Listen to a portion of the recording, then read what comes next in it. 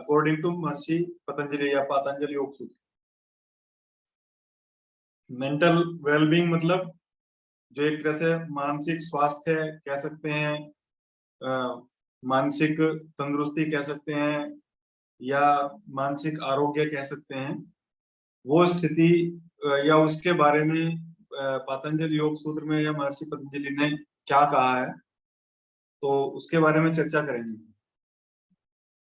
पातंजलि योग सूत्र जो है महर्षि पतंजलि द्वारा रचित या पतंजलि कृत जो पातंजलि योग सूत्र है या योग दर्शन भी उसको कहते हैं, तो ये पूरी तरह से विशुद्ध रूप से एक तरह से मन का विज्ञान है, मनोविज्ञान है। पतंजलि जो है वो एक तरह से उन्होंने जो है मन के ऊपर, चित्त के ऊपर ज्यादा बात की है, चित्त शोधन के ऊपर, चित्त की शुद्धि के ऊपर उन्होंने ज्यादा जोर दिया है। मनुष्य जो है वो अपने मानसिक स्तर की आरोग्यता किस तरह से बनाए रखे, मेंटल लेवल को अपने किस तरह से बैलेंस रखे, स्टेबल रखे, उसके ऊपर जो है महर्षि पतंजलि ने अनेक तरह से उसमें समझाने का प्रयास किया है। जैसे मुख्य रूप से महर्षि पतंजलि ने समाधिपाद में सूत्र 33 से लेकर 39 तक चित्त प्रसादन के उपाय बताए हैं। आप पढ़ भी चुके हैं चित्त प्रसादन के उपाय समाधिपाद के 33 से 39 तक। ईश्वर प्रणिधान के बारे में बताया है समाधिपाद में, प्रणव जप के बारे में बताया है,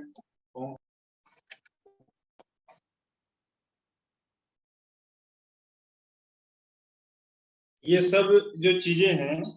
इसके अलावा साधन पाद में क्रिया योग है, अष्टांग योग है, और अष्टांग योग में मुख्य रूप से यम नियम है। तो ये सब हमारे जो मानसिक आरोग्य को बनाए रखने के लिए, मेंटल फिटनेस को बनाए रखने के लिए, मेंटल लेवल को जो है बैलेंस रखने के लिए ये बहुत सारे अलग अलग उपाय बताए गए हैं पातंजलि योग सूत्र में महर्षि पतंजलि द्वारा। महर्षि पतंजलि ने योग को परिभाषित करते हुए कहा है कि योग चित्त वृत्ति निरोध, यानी चित्त की वृत्तियों का निरोध ही योग है। तो ये जो वृत्तियां हैं, ये वृत्तियां जब तक हमारे चित्त में उठती रहेंगी, जैसे बताया भी था मैंने चित्त के बारे में, चित्त का स्वरूप आपको बताया था कि चित्त क्या है, एक सरोवर है, एक तालाब की तरह से है, और उस सरोवर में यदि कोई कंकड़ पत्थर हम डालते हैं तो उस सरोवर का जो, तालाब का जो जल होता है वो स्थिर होता है। तो चित्त की जो स्वाभाविक स्थिति है वो क्या है, जो उसकी स्थिरता, ठीक है। इसीलिए चित्त को सत्व भी कहा गया है, यानी जब सत्व गुण होता है चित्त में तो वो स्थिर होता है। तो चित्त का एक पर्यायवाची सत्व भी है, ठीक है ना। सत्व शुद्धि सौमनस्य, जो उसमें शोच का फल बताया गया था, यानी सत्व की शुद्धि होती है, सत्व यानी चित्त की। तो कहने का मतलब ये है कि जब तक ये वृत्तियां चित्त में उठती रहती है तब तक जो है चित्त में अशांति, अस्थिरता ये सब बनी रहती है। ये हमारे, ये वृत्तियां जो है हमारे मेंटल वेलबींग को, यानी हमारे मानसिक आरोग्यता को, हमारी मानसिक जो स्वास्थ्य को ये प्रभावित करती है। इस तरह से इनको जो है योग वशिष्ठ में आदि और व्याधि शब्द आया है। आदि और व्याधि, आदि जो शब्द है वो मानसिक समस्याओं के लिए है, मेंटल लेवल की जो प्रॉब्लम्स है या मानसिक रोग के लिए कह लीजिए, और जो व्याधि शब्द है वो शारीरिक रोग के लिए। तो ये जो वृत्तियां जब अनावश्यक रूप से उठती रहती हैं, और खास करके नकारात्मक वृत्तियां, तो वो बहुत सारे जो है रोगों का कारण बनती है, ठीक है। वो पहले मेंटल लेवल पर नेगेटिविटीज क्रिएट होती हैं, और फिर वो शरीर में जो है रोग जो है उत्पन्न होने का कारण बनती है। तो जब तक चित्त में वृत्तियां उठती रहेंगी तब तक चित्त जो है वो अशांत बना रहेगा, अस्थिर बना रहेगा, उसमें जो है बेचैनी बनी रहेगी, परेशान रहेगा। और ऐसी स्थिति में न तो वो स्वयं के लिए अच्छा है और न ही वो दूसरों के लिए अच्छा है, क्योंकि जिसके पास जो कुछ होता है वो दूसरे को वही दे सकता है। अगर कोई व्यक्ति जो है अशांत है, दुखी है, उदास है, या मेंटल रूप से जो है, मानसिक रूप से वो स्टेबल नहीं है, स्थिर नहीं है, तो वो दूसरों को भी अशांति, दुख और परेशानी ही देगा। तो ऐसे जो ये जो स्थिति है ये उसके खुद के लिए भी अच्छी नहीं है, घर के लिए भी अच्छी नहीं है, परिवार के लिए भी अच्छी नहीं है, समाज के लिए भी अच्छी नहीं है। तो ये मेंटल वेलबींग कैसे स्थापित की जाए, कैसे उसको प्राप्त किया जाए, तो उसके लिए अलग अलग उपाय बताए महर्षि पतंजलि ने, जिसमें मुख्य रूप से चित्त प्रसादन के उपाय बताए। मेंटल वेलबींग मतलब हमें अपनी जो सोच है, अपना जो मानसिक स्तर है, वो उसमें हमें सकारात्मक भाव रखने हैं, सकारात्मक विचार रखने हैं, पॉजिटिव थिंकिंग रखनी है। ठीक है। होता क्या है, हम बहुत जल्दी जो है निगेटिविटी की तरफ हम जल्दी खींचते हैं, नकारात्मकता की हम तरफ जल्दी खींचते हैं। कहीं कोई अच्छी चीज हो रही होगी, अच्छी बात हो रही होगी, वहां हम उसको नहीं सुनेंगे या रुक कर नहीं देखेंगे। कहीं कुछ निगेटिव हो रहा होगा तो उस चीज में हम जरूर कूदेंगे। ठीक है, तो ये ह्यूमन टेंडेंसी है। तो महर्षि पतंजलि ने इन सब चीजों के लिए बताया है अलग अलग तरीके से कि कैसे हम इनसे बाहर निकल सकते हैं, कैसे हम इनको दूर कर सकते हैं, कैसे हम मानसिक आरोग्य प्राप्त कर सकते हैं। तो इसमें मुख्य रूप से महर्षि पतंजलि ने चित्त प्रसादन के उपाय बताए हैं, जो आप पढ़ भी चुके हैं। सूत्र 33 में साधन समाधि पाद के सूत्र 33 से 39 तक बताए हैं। मैत्री करुणा मुदितोपेक्षाणाम सुख दुख पुण्य पुण्य विषयाणाम भावना चित्त प्रसादनम। ठीक है, ये क्या है, ये एक तरह से अपने चित्त में, अपने मन में, अपने अंतःकरण में सकारात्मक विचारों को, सकारात्मक भावों को उत्पन्न करने की प्रक्रिया है। जितना हमारा चित्त में, जितना हमारे मन मस्तिष्क में सकारात्मकता रहेगी, उतना ही हम जो है अपने लिए अच्छा कर पाएंगे, अच्छा सोच पाएंगे, अच्छा जो है हम घर में, परिवार में, समाज में, राष्ट्र के लिए योगदान दे पाएंगे। और यदि हम नकारात्मकता में रहेंगे, हमारे नकारात्मक विचार होंगे, तो हम जो है स्वयं के लिए भी, घर के लिए भी, परिवार के लिए भी, समाज के लिए भी, राष्ट्र के लिए भी हितकर साबित नहीं हो सकते। हम जो है, हमारा कोई सकारात्मक योगदान उसमें नहीं रहेगा, क्योंकि नेगेटिविटी जो होती है वो अपने लिए भी एक तरह से दुखदाई होती है और दूसरों के लिए भी दुखदाई होती है। जैसे मैंने अभी कहा कि जो जिसके पास होता है वो दूसरों को वो ही देता है। जो अगर कोई व्यक्ति खुश है, प्रसन्न है, तो दूसरों को खुशी और प्रसन्नता ही बांटेगा। कोई व्यक्ति अशांत है, दुखी है, वो जो है दूसरों को जो है दुखी ही करेगा, परेशान ही करेगा, अशांति ही फैलाएगा। तो ये चीज समझना जरूरी है। तो पहले ही 33 सूत्र में इसने जो पहला चित्त प्रसादन का उपाय बताया महर्षि पतंजलि ने, मैत्री करुणा मुदितोपेक्षाणाम सुख दुख पुण्य पुण्य विषयाणाम भावना चित्त प्रसादन। इसमें 4 भावनाएं बताई है महर्षि पतंजलि ने। 4 प्रकार की भावनाएं क्या हैं कि जो सुखी है, ये मैं बता चुका आपको, वैसे पढ़ा चुका। ये आज एक कॉमन टॉपिक है जिसके बारे में, जिससे ये सब रिलेटेड है। तो जो सुखी है, सुखी के प्रति मित्रता का भाव पतंजलि कहते हैं और रखना चाहिए। जो सुखी व्यक्ति है उसके प्रति मैत्री का भाव, जो दुखी है उसके प्रति करुणा का भाव, जो पुण्यवान है, पुण्यवान कौन है, जो अच्छा कार्य कर रहे हैं, समाज में अच्छा कार्य कर रहे हैं, उनको पुण्यवान कहा गया। पुण्य अच्छे कार्यों से ही मिलता है, ठीक है ना, बुरे कार्यों से पुण्य नहीं मिलता, उसमें पाप मिलता है। तो जो अच्छा कार्य कर रहे हैं उनका हमें उनके प्रति प्रसन्नता का भाव रखना चाहिए, यानी प्रसन्नता से हमें जो है उनके कार्य में सहयोग करना चाहिए, हमें उनकी टांग नहीं खींचनी चाहिए। और फिर है उपेक्षा, किसके प्रति, जो पापी लोग होते हैं उनकी उपेक्षा करनी चाहिए, यानी उनके प्रति न्यूट्रल रहना चाहिए। तो ऐसा करने से हमारा जो चित्त है वो उसका उसका शोधन होता है, उसमें जो है अशुद्धियां नहीं आती। ये एक तरह के सकारात्मक भाव है, ये एक तरह की पॉजिटिव थिंकिंग।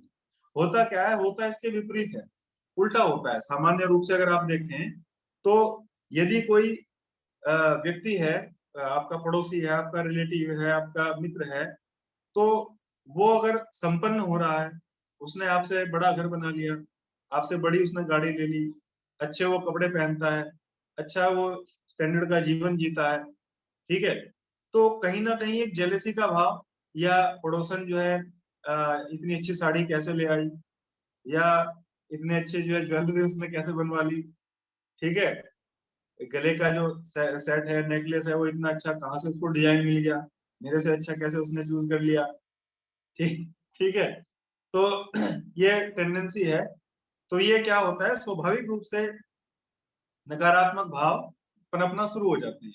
नकारात्मकता हमारे चित्त में जल्दी पनपती है, सकारात्मकता हमारे चित्त में देर में पनपती है, या उसके लिए हमें थोड़ा सा प्रयास करना पड़ता है, उसके लिए थोड़ा सा हमें अपने चित्त का शोधन करना पड़ता है। क्यों? क्योंकि हम इस तरह के ही वातावरण में रह रहे हैं जहां पर जो है नेगेटिविटी ज्यादा रहती है। तो जो व्यक्ति इस तरह के वातावरण में रहता है वो जल्दी जो है निगेटिविटी की तरफ ही जाता है, और ऐसा जो निगेटिव वातावरण या निगेटिव व्यक्ति उस व्यक्ति को जल्दी निगेटिव कर देते हैं। तो कहने का मतलब ये है कि जो संपन्न व्यक्ति है, जो सुखी व्यक्ति है, जो भले ही वो आपका पड़ोसी है, आपका मित्र है, आपका रिश्तेदार है, तो उसकी संपन्नता से, उसकी उन्नति से, उसके जो आगे बढ़ रहा है वो जीवन में चाहे वो पद प्रतिष्ठा उसको मिल रही है, चाहे वो धन संपत्ति अच्छी उसने बना ली है, चाहे वो किसी भी रूप में आगे बढ़ रहा है, तो उसको जो है उसके प्रति नकारात्मक भाव मन में नहीं लाना है, सकारात्मक भाव होना चाहिए, यानी मैत्री भाव होना चाहिए। मैत्री भाव का मतलब क्या है? हम मित्र के प्रति कैसा भाव रखते हैं? मित्र के प्रति हम जो है एक तरह से समर्पण का भाव रखते हैं। मैत्री भी एक तरह की भक्ति है, ठीक है ना। कृष्ण और सुदामा की जो भक्ति है, सुदामा की कृष्ण के प्रति भक्ति जो है मैत्री भक्ति है, ठीक है ना, मैत्री भाव। तो वो भी एक तरह की भक्ति है, वो भी एक तरह का समर्पण है। मित्रता में भी समर्पण होना चाहिए। मतलब अपना जो मित्र है, मित्र अगर कष्ट में है, दुखी है, परेशान है, तो किस तरह से उसका वो कष्ट मिटाने के लिए वो अपना क्या योगदान दे सकता है, क्या प्रयास कर सकता है, वो पूरी तरीके से उसका अपना 100% उसमें लगा देता है, ठीक है। ये नहीं कि वो परेशान है, दुखी है, तो उसके मन में भाव है कि ठीक है उसको ऐसा ही होना चाहिए, वो मेरे साथ भी ऐसा ही करता था। तो मित्रता में वो नहीं होता है, मित्रता में समर्पण होता है। वास्तविक मित्रता वो होती है जिसमें समर्पण होता है, उसमें उसको एक्सपेक्टेशन नहीं होती कि मैं इसकी हेल्प करूंगा तो ये मेरे लिए हेल्प करेगा, या मैं कभी इसकी हेल्प नहीं कर पाया तो ये मेरी हेल्प ना करे। तो मैत्री भाव का मतलब है कि समर्पण का भाव, ठीक है। मित्रता का जो रिलेशन है वो एक ऐसा सबसे शुद्ध और सबसे पवित्र रिलेशन है, मित्रता का रिलेशन, ठीक है ना। आपस में बहुत सारी चीजें, जो दो मित्र होते हैं वो आपस में बहुत सारी चीजें ऐसी भी शेयर कर लेते हैं जो किसी के सामने शेयर नहीं कर पाते। अपनी मन की बात जो है वो इस तरह की बातें भी शेयर कर लेते हैं जो अपने घर में, परिवार में, पेरेंट्स में वो शेयर नहीं कर पाते। तो मित्रता का जो संबंध है वो बहुत ही एक तरह से महत्वपूर्ण संबंध है। तो इसलिए महर्षि पतंजलि ने सबसे कहा कि मैत्री भाव, यानी जिस तरह से एक मित्र समर्पित होता है दूसरे मित्र के लिए, ऐसे ही जो पतंजलि कह रहे हैं यहाँ कि जो सुखी व्यक्ति है उसके प्रति उस तरह का समर्पण होना चाहिए कि सुखी है, संपन्न है, अच्छी बात है, और कुछ मेरी कुछ हेल्प नहीं कर रहा है, कम से कम ये कहने के लिए तो है कि मेरा मित्र है, मेरा पड़ोसी है, मेरा रिश्तेदार है, ठीक है।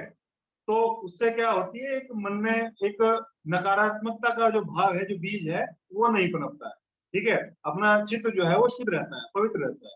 और इसके विपरीत अगर होगा कि हम उसके लिए मन में जेलसी रखेंगे, ऐसा क्यों हो रहा है, इतना आगे कैसे बढ़ रहा है, इतना पैसा कहाँ से आ रहा है, इतनी सारी चीजें वो कैसे ले रहा है, इतनी बड़ी गाड़ी कैसे ले ली, इतना बड़ा घर कैसे बना लिया, तो वो सब क्या है, वो फालतू की चीजें हैं। आप उससे प्रेरणा लें, ठीक है ना।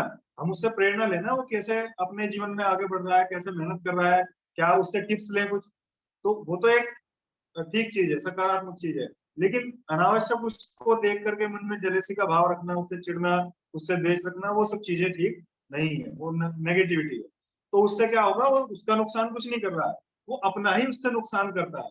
वो अपने मन मस्तिष्क में उसने वो बीज बो लिया नकारात्मकता का, उससे वो उसको ऐसा समझ सकते हैं कि जैसे हम जिस पेड़ पर बैठे हैं उसी पेड़ पर कि हम जो है डाली काट रहे हैं, उस डाली को हम काटेंगे तो नीचे गिरेंगे। तो वही चीज है, हम उससे अपना ही नुकसान करते हैं, उसका नुकसान नहीं कर रहे। तो जितनी भी नेगेटिविटी वाली जो चीजें होती हैं जो हमारे मन मस्तिष्क को दूषित करती हैं, ये सब क्या है, ये हमें दूसरे का नुकसान बाद में करेंगे, पहले हमारा नुकसान होगा। क्यों? क्योंकि बताया था अभी, आदि आदि मतलब मानसिक रोग, ये मेंटल लेवल के डिजीज जो है एक तरह से क्रिएट करती है, जितनी भी निगेटिव जो दिमाग में हमारे निगेटिविटी भरी रहती है। फिर दूसरी भावना बताया महर्षि पतंजलि ने, करुणा, किसके प्रति? जो दुखी है उनके प्रति। तो करुणा का मतलब जो है, पहले भी मैंने बताया था आपको, सामान्य रूप से करुणा जो है, करुणा के लिए कहते हैं दया, ठीक है ना। करुणा का मतलब दया। तो करुणा जो है वास्तव में देखा जाए तो दया से एक स्टेप आगे का शब्द है। करुणा का जो मीनिंग है वो दया से एक स्टेप आगे का अर्थ है। मतलब दया तो ये होता है कि कोई व्यक्ति परेशान है, कोई आप सड़क से गुजर रहे हैं, कोई व्यक्ति परेशान है, किसी का कोई चोट लग गई, एक्सीडेंट हो गया, तो उसे देख करके आप मन में भाव आता है, या बोलते हैं कि यार बताओ, बेचारा जो है चोट लगी, इसको आराम से जा रहा था, सीधा जा रहा था, वो उसको टक्कर मार के चला गया, और ये कह के आप चले गए। करुणा क्या है? करुणा का मतलब है कि आप वहां रुक करके, हम वहां रुकते हैं और कोशिश ये करते हैं, प्रयास ये करते हैं कि वो जो परेशान है उस समय, व्यक्ति दुखी है, जो उसको दिक्कत है, वो उसकी पीड़ा, वो उसका दुख, उसकी परेशानी किस तरीके से दूर की जा सकती है, उसके लिए प्रयासरत है। वो व्यक्ति वहां रुके, वो ज्यादा घायल है तो उसके लिए एम्बुलेंस की व्यवस्था कराए, अपने आप नहीं कर सकता है तो फोन करे 108 पर, जो भी सरकारी वो है, या और कुछ कर सकता है तो कोई गाड़ी प्राइवेट अपने स्तर से वो कराए। तो कहने का मतलब है किसी भी तरीके से अपने स्तर से जो परेशान व्यक्ति है, जो पीड़ित व्यक्ति है, जो दुखी व्यक्ति है, उसके दुख को कैसे दूर किया जा सकता है, उसका वो अपने स्तर से जो प्रयास कर सकता है, उसको कहा गया है करुणा। वो करुणा का भाव जागृत होता है उसके हृदय में, उसे देखकर। ये करुणा जो है वो दया से भी एक स्टेप आगे की चीज है। दया तो किसी को देख करके आ रही है मन में, लेकिन उसमें हम जो है उसका ये प्रयास नहीं कर रहे उसमें कि उसका जो समस्या है, उसका जो दुख है, उसका जो कष्ट है, वो कैसे दूर किया जा सकता। ठीक है, लेकिन करुणा में हम उसको कूद जाते हैं, उसका अपना ये ना देख करके मुझे कहीं जल्दी जाना है, मेरा कोई जल्दी काम है, इस टाइम पे मुझे पहुंचना है, वो सेकेंडरी हो जाता है। सामने जो प्रेजेंट परिस्थिति होती है, उस चीज को फेस करने के लिए, यानी सामने वाले के दुख को दूर करने के लिए जो प्रयास किया जाता है, उसके चित्त में जो भाव वो क्रिएट होता है, उठता है, उसी का नाम करुणा। फिर मुदितो, मुदितो यानी प्रसन्नता का भाव। किसके प्रति? जो पुण्यवान लोग हैं, जो अच्छा कार्य कर रहे हैं, जो समाज में अच्छा कार्य कर रहे हैं। अच्छा कार्य मतलब कि कहीं किसी स्कूल में कोई टीचर नहीं है तो कोई व्यक्ति जाकर के वहां पर जो है बच्चों को अपना समय दान दे करके कुछ पढ़ा देता है। ठीक है, कहीं कुछ इस तरह के लोग हैं जिनको अन्न भोजन आदि नहीं मिल पा रहा सही तरीके से, तो उनको जो है इस तरह की व्यवस्था करा देते हैं। कहीं स्कूल में जो है कोई बच्चों के पास पढ़ने लिखने के लिए पेंसिल को कॉपी किताब नहीं है तो वो करा देते हैं। कहीं कोई अन्य जो है अलग अलग तरीके से, मतलब जो अच्छे कार्यों में लिप्त हैं, जो समाज के अच्छे कार्य करा रहे हैं, उनके प्रति हमें जो है प्रसन्नता का भाव रखना चाहिए कि अच्छा काम कर रहा है व्यक्ति, उस अच्छे काम में हम कैसे सहयोग कर सकते हैं, कैसे अपना जो है अपने स्तर से किस तरह से उसकी हेल्प कर सकते हैं, क्योंकि अच्छा काम कर रहा है, कोई गलत काम नहीं कर रहा है।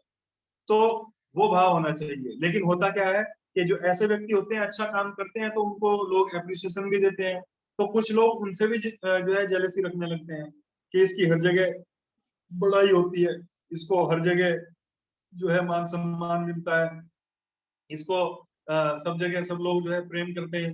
क्यों? क्योंकि वो अच्छा काम करता है। हर जगह इसके अखबारों में बहुत फोटो आते हैं, सोशल मीडिया पे भी लोग इसके बारे में, एक्टिविटीज के बारे में डालते रहते हैं। तो कुछ लोगों को ये भी समस्या होती है कि कोई व्यक्ति अच्छा कर रहा है तो वो पॉपुलर क्यों हो रहा है, उसकी लोग जो है उसकी प्रशंसा क्यों कर रहे हैं, उसको अप्रिशिएट क्यों कर रहे हैं, तो उससे भी समस्या हो जाती है। तो ऐसे लोग क्या होते हैं जो इस तरह से निगेटिव भाव मन में रखते हैं, जो उससे उससे देख करके जेलेसी रखने लगते हैं, तो वो उसके कार्यों में विघ्न उत्पन्न करते हैं। ठीक है, क्योंकि वो अच्छे कार्य कर रहे हैं, उसमें कुछ गड़बड़, मान लीजिए कोई कहीं भोजन करा रहा है, भंडारा करा रहा है, उसमें कुछ ऐसी चीज डाल दी जिससे जो है सबको परेशानी हो जाए, सबके पेट खराब हो जाए, या मिर्च ज्यादा डाल दी जाए, तो क्या होगा कि उसका नाम खराब होगा कि उसने वो करा रहा था, उसने कराया था, ऐसा कर दिया। तो बहुत से लोग ऐसे होते हैं कि इस चीज से भी वो समस्या हो जाती है कि लोगों में इसकी जो है प्रतिष्ठा क्यों बढ़ रही है, इसको अप्रिशिएट क्यों कर रहे हैं, इसका सम्मान क्यों कर रहे हैं, अखबारों में इसके बारे में इतना अच्छा अच्छा क्यों आ रहा है। तो वो सब चीजें भी जो है उससे भी परेशानी हो जाती है, तो वो भी एक तरह का नकारात्मक भाव है। तो इसीलिए कहा उसके प्रति प्रसन्नता का भाव होना चाहिए। प्रसन्नता का भाव का मतलब वही है कि हम प्रसन्न मन से उस कार्य में कैसे अपनी आहुति दे सकते हैं, उस यज्ञ में हम कैसे अपनी आहुति दे सकते हैं। ठीक है, हम खुद तो उसमें पूरी तरह से उस कार्य को नहीं कर सकते, लेकिन शारीरिक, मानसिक, आर्थिक रूप से हम कैसे उसमें अपना सहयोग दे सकते हैं, जिससे हम भी कुछ उससे उसके उसके पुण्य के कुछ भागी बन जाए। उस तरह का भाव रखना चाहिए। और वो भाव कब आएगा? जब उसे देख करके चित्त प्रसन्न होगा। अगर उसे देख करके निगेटिव भाव आएगा, जेलिसी का भाव आएगा, तो तब हम उसकी हेल्प नहीं करेंगे, फिर हम उसके कार्यों में जो है बाधा बनेंगे, गड्ढे खोदेंगे। तो ऐसा जो पुण्यवान लोग हैं, जो ऐसे संत महापुरुष या समाज में जो सत्कार्य करने वाले लोग हैं, अच्छा कार्य करने वाले लोग हैं, उनके प्रति हमें जो है मुदितों की भावना यानी प्रसन्नता की भावना रखनी चाहिए। और जो पापी लोग हैं, पापी लोगों के प्रति यानी मतलब जो गलत कार्यों में संलग्न है, जो हिंसा, चोरी, डकैती, मारपीट, ठीक है, या जो है किसी को परेशान करना, प्रताड़ित करना, इन सब चीजों में जो संलिप्त हैं, उन इस तरह के जो निकृष्ट कार्यों में संलिप्त हैं, उनके प्रति जो है उपेक्षा का भाव रखना चाहिए, यानी न्यूट्रल रहना चाहिए। ठीक है, क्यों? क्योंकि या तो आप में इतनी सामर्थ्य हो कि आप उनका प्रतिकार कर सकें, उनका विरोध कर सकें, और जब आप उतने स्ट्रॉन्ग नहीं हो तो आप जो है ना तो उनके अच्छे कार्य में खड़े हो, ना उनके आप बुरे अच्छे कार्य तो करेंगे नहीं, भले ही वो अच्छा कार्य देखने में लग रहा है, ठीक है, लेकिन वो कहीं ना कहीं उसमें नकारात्मकता होगी, उसमें कुछ ना कुछ षड्यंत्र होगा। तो ऐसे लोगों के जो है साथ में खड़ा होना, उनके किसी भी कार्य में जो है प्रत्यक्ष अप्रत्यक्ष रूप से सहयोग नहीं करना चाहिए, न्यूट्रल रहना चाहिए। तो ये पहले सूत्र में 4 भावनाएं बताई। जो सुखी हैं उनके प्रति मित्रता का भाव, जो दुखी हैं उनके प्रति करुणा का भाव, जो पुण्यवान लोग हैं उनके प्रति यानी सदकार्य करने वाले, अच्छा कार्य करने वाले लोग हैं उनके प्रति जो है प्रसन्नता का भाव, जो पापी लोग हैं उनके प्रति उपेक्षा का भाव। तो इस तरह से चित्त में ये भाव रख करके चित्त प्रसादन किया जा सकता है, यानी चित्त को प्रसन्न रखा जा सकता है। प्रसन्न रहेगा तो ही जो हमारा मन मस्तिष्क जो है वो स्वस्थ रहेगा पूरी तरह से। मन मस्तिष्क में अगर नकारात्मक भाव रहेंगे तो वो उसके स्वास्थ्य की स्थिति नहीं है, वो स्वस्थ तभी रहेगा जब उसकी में प्रसन्नता रहेगी, उसमें नेगेटिव भाव, नकारात्मक भाव नहीं रहेंगे, ठीक है।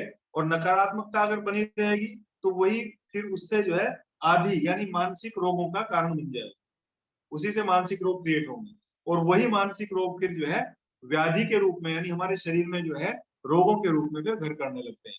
आज के टाइम में, वर्तमान समय में बहुत सी सारी जो डिजीज है वो मेंटल लेवल पे ही आती हैं पहले, फिर जो है शारीरिक स्तर पर उनके परिणाम दिखाई देते हैं, उनको कहा गया है साइकोसोमेटिक डिजीज। तो जितनी भी आज के समय में अधिकांश समस्याएं, चाहे बीपी की प्रॉब्लम है, चाहे हार्मोनल डिजीज है, हार्ट की प्रॉब्लम है, ठीक है, अल्सर है, बहुत सारी समस्याएं हैं, बहुत सारी डिजीज हैं ऐसी जो पहले मेंटल लेवल पर उनका बीज पनपना शुरू होता है और फिर शारीरिक स्तर पर उनके फिर जो है लक्षण जो है दिखाई देते हैं, जिसको योग वशिष्ठ में आदि और व्याधि कहा गया। तो ये चित्त प्रसादन के जो उपाय हैं, अन्य और भी उपाय बताए गए हैं, ये सभी उपाय जो है चित्त की शुद्धि के लिए हैं। अगले उपाय में बताया, ये थोड़ा सा प्रयोगात्मक उपाय है। प्रच्छेदन विधारणाभ्याम वा प्राणायाम से, ये मैं शॉर्ट में इसलिए बता रहा हूँ कि पातंजल योग सूत्र जो है वो पूरा का पूरा मेंटल वेलबींग के ऊपर ही है, ठीक है ना। चाहे उसमें आप चित्त प्रसादन के उपाय ले लें, चाहे उसमें आप प्रणव जप ले लें, ओंकार का जप ले लें, चाहे उसमें आप क्रिया योग ले लें, चाहे उसमें आप जो है ईश्वर प्रणिधान ले लें, चाहे उसमें आप जो है अष्टांग योग ले लें, उसमें मुख्य रूप से यम नियम को ले लें, वो पूरा ही पूरा मानसिक आरोग्य के ऊपर है। पातंजल योग सूत्र जो है मनोविज्ञान है, मन का विज्ञान, कि मन को हम कैसे जो है सही रख सकते हैं, कैसे उसको स्वस्थ बनाए रख सकते हैं, कैसे उसको हम सही दिशा में चला सकते हैं, क्योंकि मन ही हमारा एक ऐसा यंत्र है जो हमें अधोगति की ओर भी ले जा सकता है और उन्नति की ओर भी ले जा सकता है, ठीक है ना। मन जो है सामान्य चित्त आया है शब्द योग में, तो मन जो है वो चित्त का पार्ट ही मन है। तो चित्त को जो है दो धारी उसको तलवार कहा गया, उसको दो धार वाली नदी भी कहा गया। चित्त नाम नदी बहती उभय तो वाहिनी, बहती पापाय च बहती कल्याणाय च, यानी ये चित्त नाम की नदी जो है ये दो तरफ बहती है, एक धार इसकी जो है पाप की ओर लेके जा रही है, तो एक धार जो है इसकी पुण्य की ओर ले जा रही है। इसी को महर्षि पतंजलि ने क्लिष्ट और अक्लिष्ट वृत्ति कहा है, ठीक है ना।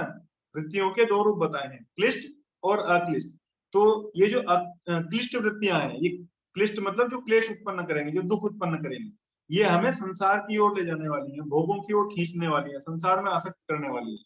और जब संसार की चीजें, विषय वस्तु जब हमें नहीं मिल पाती हैं तो तब हमें दुख होता है, तब हम जो है एग्रेसिव होते हैं, तब हमें क्रोध आता है, तब हम जो है विचलित हो जाते हैं।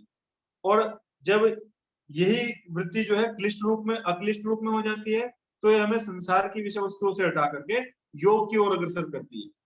तो क्लिष्ट वृत्तियां जो है वो तमोगुणी और रजोगुणी वृत्तियां हैं एक तरह से, और अक्लिष्ट वृत्ति यानी सतोगुणी वृत्ति। तो जब सतोगुण प्रबल होगा तब हम जो है योग साधना में, योग के मार्ग में आगे बढ़ेंगे। जो योग के अलग अलग स्टेप्स हैं, जो योग साधना, योग के ग्रंथों में जो अलग अलग तरह की साधनाएं बताई गई हैं, अलग अलग तरह के मार्ग बताए गए हैं, फिर अपनी चॉइस के अनुसार, अपनी प्रकृति के अनुसार हम उस साधन को अपना करके आगे बढ़ सकते हैं। ऐसे ही फिर उपाय ये 34वां बताया, प्रच्छर्दन विधारणाभ्याम वा प्राणस्य। ये एक प्रैक्टिकली उपाय है, ये प्राणों का यानी श्वास प्रश्वास का उपाय है। प्रच्छर्दन यानी बाहर निकालना, ठीक है, और विधारण मतलब उसको रोकना, किसको, प्राणवायु को, यानी श्वास को बार बार बाहर निकालना और उसको रोकना। जैसे एक तरह से जो अभ्यास होता है कपालभाति का, उस टाइप से ये अभ्यास है। तो कपालभाति जब हम करते हैं तो लास्ट में जब रुकते हैं रेचक करके, तो स्थिति ऐसी आ जाती है कि कुछ समय के लिए ना तो हमें श्वास लेने का मन करता है, ना श्वास छोड़ने का मन करता है, बहिर्कुंभक की स्थिति आ जाती है। और उस स्थिति में हमारा जो ऊपर का जो माला है, जो हमारा मन मस्तिष्क है, वो ब्लैंक हो जाता है, कोई विचार उस समय नहीं चलता, कोई भाव उस समय नहीं चलता है। तो ऐसी स्थिति में क्या होता है कि हम जो है पूरी तरह से शांत, स्थिर, एकाग्र हो जाते हैं, ठीक है, किसी तरह की नकारात्मकता हमारे मन मस्तिष्क में नहीं रहती। तो इस तरह का जब अभ्यास बार बार किया जाता है तो जो हमारा चित्त शांत, स्थिर और एकाग्र होने लगता है, वो नकारात्मकता से सकारात्मकता की ओर अग्रसर होने लगता है, ठीक है। चित्त शांत और स्थिर तभी होगा जब उसमें सत्व की प्रबलता होगी।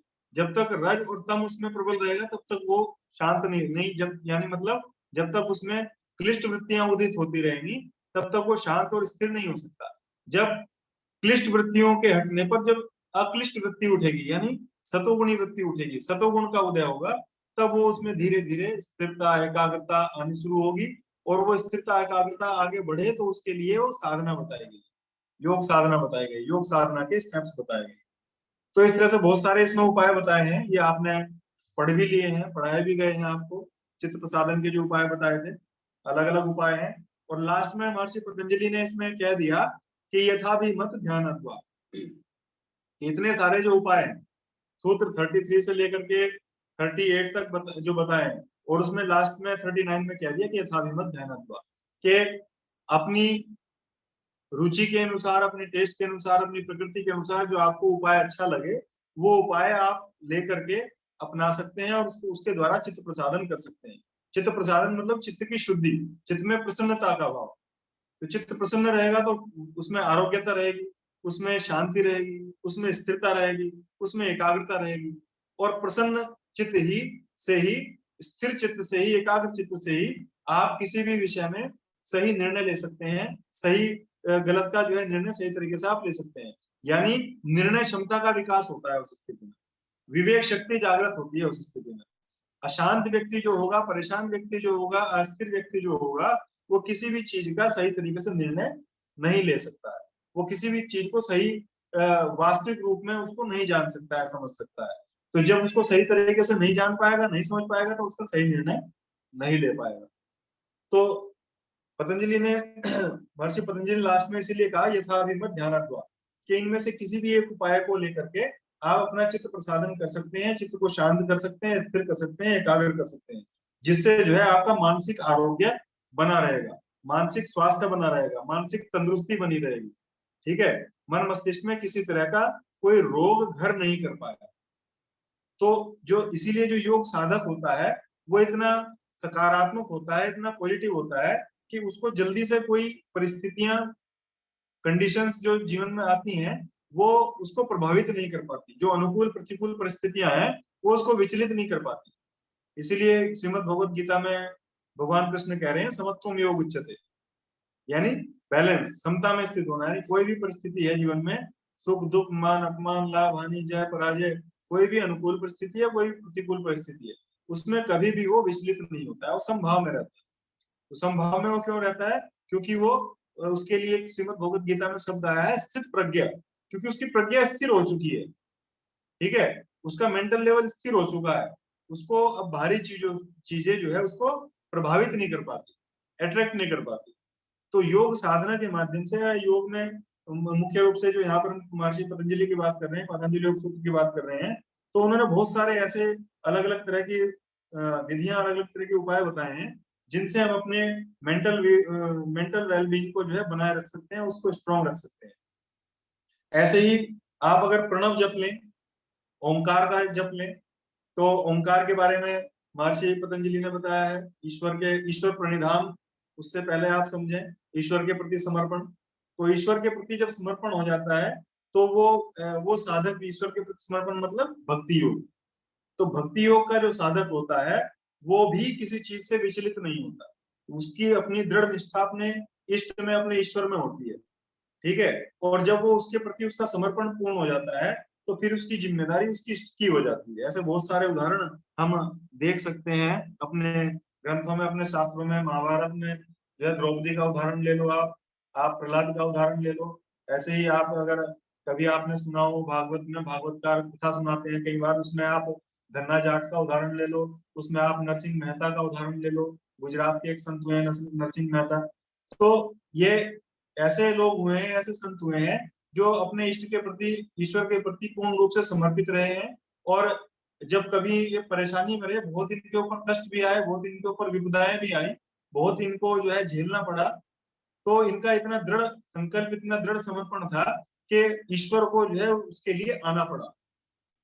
वो सब देख करके कि ये इतने परेशानियों में, इतनी विपत्तियों में भी ये विचलित नहीं हो रहा। प्रहलाद को पता नहीं मारने के लिए क्या क्या उपाय किए गए, उसे पहाड़ से गिराया गया, हाथियों से रुलवाया गया, अग्नि में जलाने का प्रयास किया गया, तो वो सब चीजें जो है उसको प्रभावित नहीं कर पाई। क्यों? क्योंकि उसका जो विश्वास था अपने इष्ट में था, ईश्वर में था। तो ईश्वर प्रणिधान यानी भक्ति योग अपने आप में एक ऐसा उपाय है जिससे जीवन की जो अनुकूल प्रतिकूल परिस्थितियां हैं, जो साधक अपने इष्ट के प्रति समर्पित हो जाता है, वो अपने जीवन की जो बागडोर है वो उसके हाथ में सौंप देता है। ठीक है। तो वो संसार की चीजों से, संसार के क्रियाकलापों से, संसार के लोगों के व्यवहार से वो प्रभावित नहीं होता। वो उसका उसका चित्त अपने इष्ट में लगा रहता है। ठीक है। तो ईश्वर प्रणिधान भी अपने आप में एक बहुत अच्छा उपाय, एक अपने आप में सशक्त उपाय है और सबसे मजबूत महत्वपूर्ण उपाय है। इसलिए महर्षि पतंजलि जो है बार बार ईश्वर प्रणिधान की चर्चा करते हैं। समाधिपाद में 23वें सूत्र में, क्रिया योग में साधन पाद के पहले सूत्र में, और अष्टांग योग के अंतर्गत नियम में जो है उसके बारे में बताया। तो ये बहुत महत्वपूर्ण वो है। और ईश्वर के बारे में बताया कि फिर ईश्वर है कौन, वो ईश्वर कैसा है कि हम उसके बारे में उसका चिंतन करें, उसका मनन करें। वो कोई नाम रूप आकार वाला है, वो कोई मूर्ति है, वो कोई शरीरधारी है, वो क्या है, कैसा है? तो पतंजलि ईश्वर के स्वरूप का वर्णन करते हुए कहते हैं कि क्लेश कर्म विपाक आचार प्रामृष्टा पुरुष विशेष ईश्वर। ईश्वर कौन है? कि वो नाम रूप आकार से रहित है। वेदांत जिसको ब्रह्म कह रहा है, पतंजलि उसी को ईश्वर कह रहे हैं। ठीक है ना। पतंजलि कह रहे हैं कि वो पुरुष विशेष ईश्वर है। सामान्य पुरुष तो ये मनुष्य हो गया जो इन सब से बाधित है। किससे? क्लेश से, कर्मों से, उसके विपाक है, उसका फल है, उसका जो प्रारब्ध है उससे। तो सामान्य जो जीव है वो इन सब से बंधा हुआ है। लेकिन वो जो पुरुष विशेष है, ठीक है ना, इसीलिए इसको कहा गया है जीवात्मा, और उस पुरुष विशेष को कहा गया है परमात्मा, परम आत्मा। ये सामान्य आत्मा है जिसको जीवात्मा कहा गया है। और वो परम आत्मा है यानी श्रेष्ठ, परम यानी श्रेष्ठ, जो इन सब चीजों में बंधा हुआ नहीं है। जीवात्मा जिन चीजों में बंधा हुआ नहीं है वो उन सबसे रहित है। यानी ना तो वो कर्मों में अविद्यायुक्त कर्म करता है, ना ही वो उनमें आसक्त होता है, ना ही उसको। तो ये सब चीजें जो है ये किसके लिए है? जीव के लिए, जीवात्मा के लिए, जो जिसको पुरुष कहा गया है दर्शन की भाषा में, सांख्य में। लेकिन जो परमात्मा है, जो ईश्वर है, वो पुरुष विशेष है। पुरुष विशेष इसलिए कहा क्योंकि वो इन सबसे बंधा हुआ नहीं है। ठीक है ना। जैसे ईश्वर के लिए, भगवान राम के लिए कहा था पुरुषोत्तम, पुरुषों में उत्तम, क्योंकि उनके पुरुष सामान्य पुरुषों वाले लक्षण नहीं है, उनके विशेष लक्षण, तो वो पुरुषोत्तम है। ऐसे ही जो ईश्वर है वो नाम रूप आकार से रहित है, वो उन सबसे बंधा हुआ नहीं है, वो क्लेश कर्म विपाक से बंधा हुआ नहीं है, इसीलिए वो पुरुष विशेष। फिर कहा गया तत्व निर्देशम सर्वज्ञ बीजम, वो जो है सर्वज्ञ यानी संपूर्ण ब्रह्मांड का ज्ञान उसमें विद्यमान है, बीज विद्यमान है। और सर्वज्ञ यानी सब जगह विद्यमान है, दोनों अर्थ निकलते हैं। तो सर्वज्ञ है, सर्वज्ञ कौन हो सकता है? जो अनंत है। और वेदांत कहता है, उपनिषद कहते हैं कि सत्यम ज्ञानम अनंतम ब्रह्म, यानी ब्रह्म कौन है? जो सत्य स्वरूप है, जो ज्ञान स्वरूप है, जो अनंत स्वरूप है।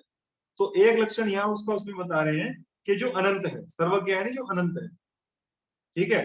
तो वो ईश्वर यानी जो अनलिमिटेड है, जिसकी कोई सीमा नहीं है, जिसकी कोई बाउंडेशन नहीं है, जिसकी कोई बाउंड्री नहीं है, तो वो ईश्वर है। उस ईश्वर का अगर हम उसका चिंतन करें, मनन करें, ध्यान करें, स्मरण करें, तो कैसे करें? तो उसके बारे में बताया महर्षि पतंजलि ने कि तस्य वाचकः प्रणव, यानी वो ईश्वर जो है वो कोई नाम रूप आकार नहीं है, वो कोई शरीरधारी नहीं है। लेकिन अगर उसका कोई हम इंडिकेशन देखें, जिस इंडिकेशन से हम उसको जाने समझे या उसको हम उससे हम तादात्म्य कर पाए, तो वो ओंकार ही उसका सर्वश्रेष्ठ नाम है। क्यों? क्योंकि वो कोई शब्द नहीं, वो एक ध्वनि है, वो एक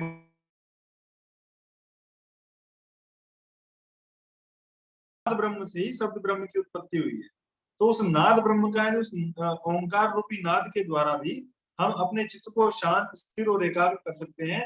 और उपनिषद में बताया गया है, मेरे दिमाग से भी नाम स्लिप हो गया, कि जो व्यक्ति ओंकार साधना करने वाला होता है, ओंकार की जो साधना करता है, ओंकार का जो ध्यान करता है, ओंकार का जो स्मरण करता है, ओंकार का जो जप करता है, वो व्यक्ति इतना स्ट्रांग हो जाता है, इतना मजबूत हो जाता है, उसकी विल पावर इतनी स्ट्रांग हो जाती है कि जैसे एक पत्थर की चट्टान होती है और मिट्टी का डला उस पर फेंक करके मारा जाए, वो खंड खंड हो जाता है। ऐसे ही कोई निगेटिव, नकारात्मक व्यक्ति अगर उसके साथ में गलत करता है, उसका अहित चाहता है या उसके साथ उसका अहित करना चाहता है, तो वो व्यक्ति जो है इसी तरह से खंड खंड हो जाता है, चूर चूर हो जाता है।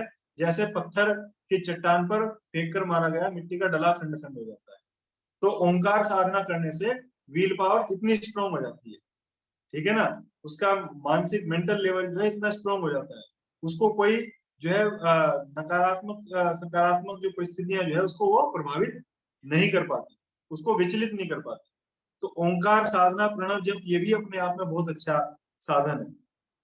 इसका फल भी बताया है महर्षि पतंजलि ने, उसका रिजल्ट बताते हुए कि तथा प्रत्यक्ष चेतना अधिगमोप्य अंतराय भाव, यानी ओंकार का जप करने से, ओंकार का ध्यान करने से, ओंकार का जो है चिंतन मनन करने से क्या होता है? प्रत्यक्ष चेतना यानी आत्म साक्षात्कार, यानी वो साधक जो है अंतर्मुखी होने लगता है। और अंतर्मुखी जब होने लगता है तो अंदर से स्ट्रांग हो जाता है, वो विल पावर उसकी बहुत स्ट्रांग हो जाती है, और वो अपने अंदर ही उस खजाने को, उस परमात्मा रूपी खजाने को, इस ईश्वर को खोजता है। और जितना गहराई में उतरता है, जितने गहराई में उतरता जाएगा, उतना ही उसकी अनुभूति उसको मिलती जाएगी। जिन खोजा तिन पाई, गहरे पानी पे, जितना समुद्र में गहराई में उतरेगा, उतना ही उसको जो अमूल्य रत्न मणि माणिक्य जो है वो उसको मिलते जाएंगे। और गीता, श्रीमद भगवत गीता में कह भी रहे हैं कृष्ण भगवान के ईश्वर सर्वभूतानां हृदय तिष्ठति अर्जुन, यानी ईश्वर सबके हृदय में विराजमान है। तो उसको बाहर खोजने की आवश्यकता नहीं है, उसको अपने भीतर खोजना है। तो उस प्रणव जप के द्वारा, उस ओंकार जप के द्वारा जब साधक धीरे धीरे अंतर्मुखी होता जाता है, तो जो उसके हृदय कमल में विराजमान है, जिसको ज्ञान स्वरूप, प्रकाश स्वरूप कहा गया है, वो जो है उसकी अनुभूति उसको जो है धीरे धीरे होने लगती है। और ऐसा जो साधक होता है, उसका जो मानसिक स्तर होता है वो बहुत स्ट्रांग हो जाता है, जिसको श्रीमद भगवत गीता में कहा गया है स्थित प्रज्ञा, उसकी प्रज्ञा स्थिर हो जाती है, ठीक है, वो विचलित नहीं होती उसकी प्रज्ञा। तो ऐसा जो साधक होता है वो किसी भी परिस्थिति में विचलित नहीं होता। फिर ऐसे ही अगर हम आगे चलें तो अष्टांग योग के अंतर्गत हम यम नियमों को लें, तो यम नियम भी हमारे मेंटल वेलबींग को, हमारे मानसिक लेवल को जो है, मानसिक आरोग्य को बनाए रखने में बहुत महत्वपूर्ण अपना योगदान देते हैं। यम नियम दोनों ही मुख्य रूप से यम को ले। अहिंसा, जो व्यक्ति अहिंसा का पालन करेगा, जो व्यक्ति अपने जीवन में अहिंसा को आत्मसात कर लेगा, अपने जीवन में अहिंसा को धारण कर लेगा, वो व्यक्ति किसी से डरता नहीं है। डर, हिंसा वही करता है जो व्यक्ति डरता है किसी को। वो दूसरे को हम तभी मारते हैं जब हमारे मन में उसके प्रति भय होगा, चाहे चाहे कोई जानवर है, चाहे कोई इंसान है ना। हम उसके साथ में हिंसा तभी करते हैं जब हमें, अगर हम सांप को देखते हैं, बहुत से लोग ऐसे होते हैं सांप को देख कर उसे मारने के लिए भागते हैं, खुद नहीं मारेंगे, डरेंगे तो दूसरे से मरवाएंगे। तो क्यों? क्योंकि उसके प्रति डर है मन में कि काट ना ले। ऐसे ही जब किसी दूसरे व्यक्ति से हमारे मन में डर रहता है कि हमारा अहित ना कर दे, हमारा नुकसान ना कर दे, हमें हमारे लिए ये जो है कोई गलत काम ना कर दे, हमारे हमारे प्रति हिंसा ना करे, तो उस व्यक्ति के प्रति भी हमारे मन में जो है हिंसा का भाव जागृत होता है। लेकिन जिसके मन में अहिंसा भाव है वो किसी से डरता नहीं है, वो निर्भय हो जाता है, निर्भयता की स्थिति में हो जाता है, अभय हो जाता है। तो जो अहिंसा भाव जिसका दृढ़ हो जाता है, फिर उसका पतंजलि कह भी रहे हैं कि उसके आसपास का सारा वातावरण सकारात्मक हो जाता है, उसका मेंटल लेवल एक अलग ही स्तर पे हो जाता है। ऐसे ही फिर जो है सत्य है, सत्य का पालन करने वाला भी वो किसी से भयभीत नहीं होता, किसी से डरता नहीं है, ठीक है ना। जो झूठ बोलता है वही डरता है, जो झूठ नहीं बोलता उसके लिए उसको डरने की कोई आवश्यकता नहीं होती। इसीलिए कहते हैं कि एक झूठ को छुपाने के लिए 100 झूठ बोलने पड़ते हैं। तो जो झूठ नहीं बोल रहा उसे कोई किसी से जो है डरने की आवश्यकता नहीं है, कुछ छुपाने की जरूरत नहीं है, तो वो भी निर्भय रहता है। तो हमारा चित्त जितना निर्भय रहेगा, जितना शुद्ध रहेगा, पवित्र रहेगा, उतना ही हमारे चित्त में जो है, हमारे मन में जो है हमारा मेंटल लेवल जो है वो स्वस्थ रहेगा, उसमें आरोग्यता रहेगी। और जितना हम उसमें जो है नकारात्मकता रहेंगे, अशुद्धियां रखेंगे, अपवित्रता रखेंगे, झूठ बोलेंगे, ठीक है, लाग लपेट रखेंगे, तो वो सब चीजें जो है नकारात्मकता उत्पन्न करेंगी और जो है वो कहीं ना कहीं एक तरह से आदि यानी मानसिक स्तर के रोगों को जन्म देने का काम करेंगे। तो इस तरह से यम नियम सभी हैं, जानते ही आप लोग यम नियम है क्या? अहिंसा है, सत्य है, अस्तेय है। अस्तेय मतलब चोरी ना करना। तो चोरी ना करना, अगर चोरी करेंगे तो फिर क्या होगा, ठीक है ना। चोरी करने वाला व्यक्ति भी डरता है, इसीलिए भागता है, चोरी करके वो वहीं नहीं बैठा रहता है, भाग जाता है वो। क्यों भागता है? क्योंकि भय है मन में, पकड़ा जाएगा, पकड़ा जाएगा तो पिटाई होगी, पुलिस में दिया जाएगा, वहां पिटाई होगी, वहां फिर जो है समाज में उसकी इंसल्ट होगी, तो भागता है, भय होता है। तो जितने भी नकारात्मक कार्य हैं, जितने भी नेगेटिव वर्क हैं, उनमें अगर हम इन्वॉल्व होते हैं या निगेटिव भाव भी हमारे चित्त में पनपते रहते हैं, तो उन सब के कारण क्या होता है, उन सब के कारण जो है एक तरह से मेंटल लेवल हमारा गड़बड़ होता है, मानसिक रोग हमारे मन मस्तिष्क में जो है घर करने लगते हैं, और वो मानसिक रोग ही फिर शारीरिक रोगों के रूप में प्रदर्शित होने लगते हैं, उनके लक्षण फिर शरीर में दिखाई देने लगते हैं। तो ऐसी बहुत सारी चीजें हैं, ऐसे बहुत सारे उपाय हैं पतंजलि योग सूत्र में। चित्त प्रसादन के उपाय हो गए, यम नियम हो गए, पूरा अष्टांग योग हो गया, प्राणायाम हो गया, प्रत्याहार हो गया, फिर अंतरंग योग की साधना, धारणा, ध्यान, समाधि, ये सब जो है हमारे मानसिक आरोग्य के लिए, मेंटल वेलबींग के लिए जो है बहुत महत्वपूर्ण है, इनका बहुत महत्वपूर्ण योगदान है। तो पूरा का पूरा पातंजल योग सूत्र ही जो है वो मानसिक स्तर पर हमारे चित्त को शुद्ध करने की बात करता है, चित्त को पवित्र करने की बात करता है, चित्त के शोधन की बात करता है। तो चित्त के शोधन का मतलब है कि उसमें अच्छे विचार हो, सकारात्मक विचार हो, पॉजिटिव थिंकिंग हो, सही दिशा में सोचें, सही दिशा में हम काम करें, क्योंकि जैसा भाव होगा वैसे विचार होंगे, जैसे विचार होंगे वैसा हमारे क्रियाकलाप होंगे, वैसा हमारा व्यवहार होगा।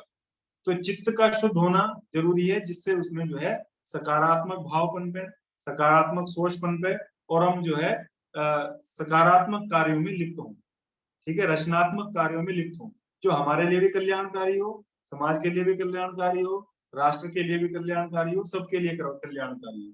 इसलिए हमारे यहाँ वेद कहते हैं कि जो सबके कल्याण की जो भावना कही गई है, सर्वे भवन्तु सुखिनः, सर्वे सन्तु निरामया, सर्वे भद्राणि पश्यन्तु मा कश्चित् दुःख भाग् भवेत्। यानी सब जो है स्वस्थ हो, सब निरोगी हो, सब जो है अच्छी चीजें देखें, अच्छे बातें सुने, सब सकारात्मक भाव में रहें, सब सकारात्मक समाज में रहें, सब सकारात्मक क्रियाकलाप करें, और इसके साथ अपने जो है मेंटल लेवल को सकारात्मक बनाते हुए समाज में अपना सकारात्मक योगदान दे, राष्ट्र में अपना सकारात्मक योगदान दे।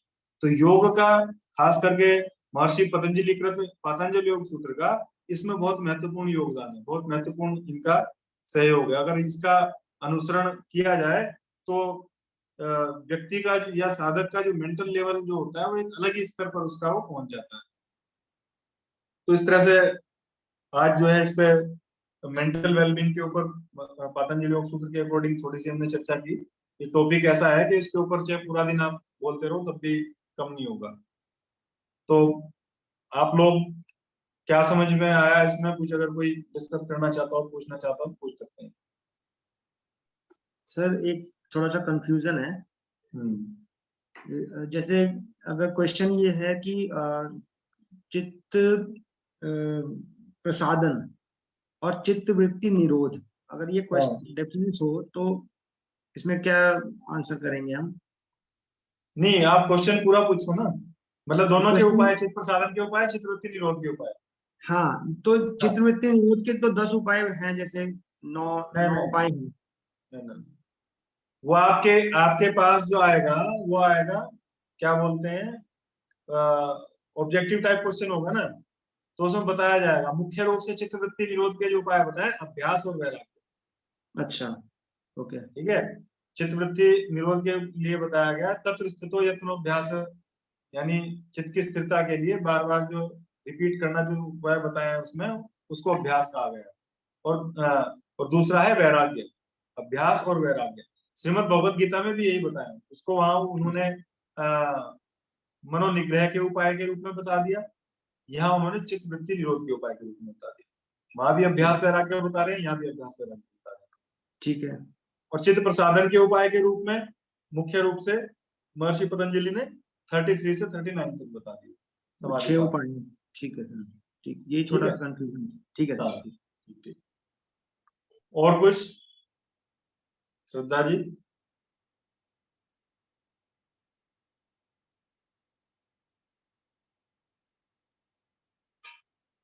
श्रद्धा चाय बनाने चली गई है क्या? आरफा जी आपका माइक बंद है, आप कुछ कह रही हैं? सर मैं पूछ रही थी उपेक्षा किससे बोलते हैं? उपेक्षा कहते हैं कि ना काहू से दोस्ती ना काहू से बैर, न्यूट्रल रहना। ठीक है ना, न्यूट्रल रहना, उसका नाम है उपेक्षा। उपेक्षा का मतलब है कि ना तो किसी के उस व्यक्ति के अच्छे कार्य में खड़े होना उसके साथ में, ना बुरे कार्य में उसके साथ में खड़े होना। ठीक है, क्योंकि आपके उसका प्रतिकार करने की या उसका विरोध करने की आपके अंदर क्षमता नहीं।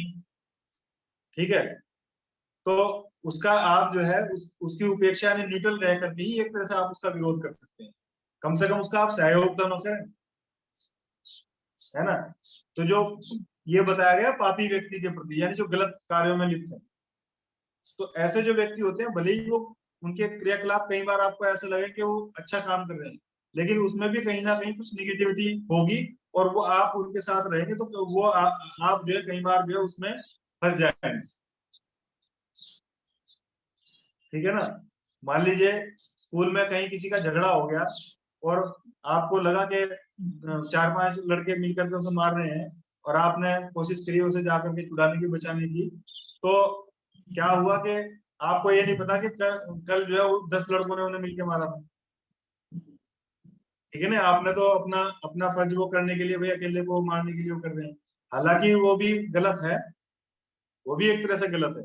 लेकिन कई बार क्या होता है कि इस तरह के जो लोग होते हैं वो गलत चीजें, नकारात्मक काम करते हैं, और उनके चक्कर में सही लोग फंस जाते हैं, क्योंकि उनकी बैकग्राउंड का उन्हें पता नहीं होता, है ना। तो इसीलिए कहा गया कि जो इस तरह के वो होते हैं, तो उनसे थोड़ा सा दूर रहना चाहिए, थोड़ा सा वाच करना चाहिए, बिना देखे बिना वाच करे जो है किसी के साथ में इन्वॉल्व नहीं होना चाहिए। और सर वैराग्य? वैराग्य का तो सीधे सीधे बताया कि वैराग्य जो है, सामान्य रूप से जो वैराग्य है, संसार के प्रति विरक्ति का, यानी नॉर्मली क्या होता है, सांसारिक जो हमारे जैसे लोग होते हैं, वो सांसारिक विषय वस्तु में, सांसारिक घर है, परिवार है, धन है, संपत्ति है, गाड़ी है, घोड़ा है, ठीक है, इन चीजों में हमारी आसक्ति रहती है। आसक्ति मतलब एक्सपेक्टेशन, ठीक है, वो रहती है। और किसी तरह की एक्सपेक्टेशन ना होना, चाहे हमारे पास में कुछ है या नहीं है, तो भी और नहीं है तो भी, उसका नाम वैराग्य है, उसी का नाम विरक्ति है। ठीक है ना, जैसे भगवान कृष्ण थे, भगवान कृष्ण के पास सब कुछ था, ठीक है ना, राजा थे वो राजा होते हुए भी विरक्त थे, इसीलिए उन्हें योगेश्वर कहा गया, योगियों का ईश्वर। ठीक है, वो आसक्त नहीं हुए अपने घर में, परिवार में, ठीक है, समाज में, या अपने रिलेशंस में। वो जो सही था उसके साथ खड़े हुए, जो गलत था उसके साथ खड़े नहीं हुए। तो हम क्या करते हैं, हमारी जिसके प्रति हमारा आसक्ति जिसमें होती है, जिसमें हमारा अटैचमेंट होता है, हम उसके साथ में, चाहे वो गलत कर रहा है चाहे सही को कर रहा है, हम उसके साथ खड़े होते हैं।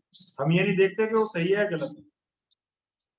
ठीक है, तो वो चीज देखनी चाहिए कि सही क्या है और गलत क्या है। अपने आप को जो है एक अपने विवेक के द्वारा वो चीज समझनी चाहिए। तो सामान्य रूप से जो वैराग्य है वो सांसारिक विषय वस्तुओं के प्रति जो है अनासक्त होना। गीता में जो शब्द आया, मतलब उनमें उसकी एक्सपेक्टेशन नहीं होनी चाहिए। और सांसारिक चीजों के साथ साथ फिर शरीर में भी नहीं होनी चाहिए। अपने शरीर में भी आसक्ति नहीं होनी चाहिए। शरीर में आसक्ति मतलब जैसे कहीं जाते हैं तो बहुत सारी चीजें लीप पोत करके जाते हैं। ठीक है, तो वो क्यों है? क्योंकि हमें शो करना है वो चीज। समाज में रहते हैं तो वो भी जरूरी है। ठीक है ना, एक वहां पर भी एक अपना स्थान है, तो वो एक स्थान बनाए रखने के लिए उसमें हमें लोग समझे जाने, एक समाज में पद प्रतिष्ठा बनी रहे, तो वो भी जरूरी है। लेकिन जो साधक होता है, जो योगी होता है, वो इन सब से हट जाता है। उसे उसे जो इन सब चीजों से कोई मतलब नहीं होता कि उसे लोग क्या कह रहे हैं। उसे जो है जो है कपड़े कैसे पहने हुए हैं, उसने जो है केवल लंगोटी बांधी हुई है, या केवल जो है कटी वस्त्र बांधे हुए हैं, या संन्यास के वस्त्र धारण किए हुए हैं, उससे उसको फर्क नहीं पड़ता। वो अपने जो है आनंद में, अपनी मस्ती में मस्त रहता है। क्यों? क्योंकि वो सांसारिक चीजों से, सांसारिक लोगों से उसका कोई मतलब वास्ता नहीं, उसकी एक्सपेक्टेशन नहीं है उनसे।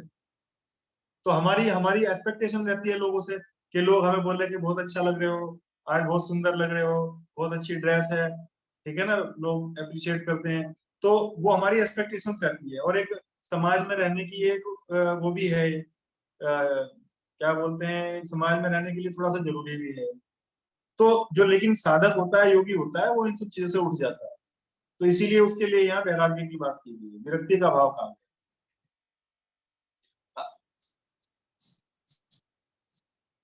और कुछ? सर एक आरफा चीज जी कहाँ और चले गए आप? चाय पीने गए क्या? अ, सर एक हाँ एक चीज जी, और है सर। हाँ अ, जी। जैसे सर बात हम कर रहे हैं कि समाज की बात हो रही है और साधकों की बात हो रही है, तो जब आप साधना में आते हैं तो समाज से थोड़ा सा लिमिटेड हो जाते हैं, जैसे वो तो है अब बिल्कुल। है ना, तो आपका दायरा बहुत लिमिटेड हो जाता है, आपका सर्कल बहुत छोटा हो जाता है।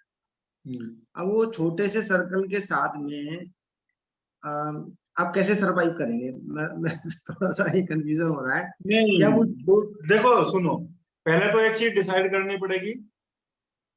दो चीजें हैं, मार्ग भी अलग अलग है ना। योग में अलग अलग मार्ग बताए गए हैं, तो हमारी प्रकृति, हमारी आवश्यकता के हिसाब से मार्ग चुन सकते हैं।